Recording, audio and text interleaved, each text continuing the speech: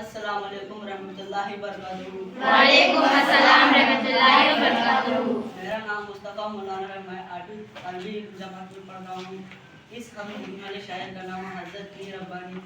खुदा की ये हमद मेरी जुबां पर, हुकूमत है जिसकी वो दोनों मकाम पर। ज़मीं हो आसमान पैदा किया है, उसी ने गुलजान पैदा किया है। नहीं है उसकी कुदरत की कोहर, परे है वो हमसे भी इसकी सरहद। ज़बान क्या कर सके तारीफ उसकी, कलम क्या लिख सके तौफीक उसकी।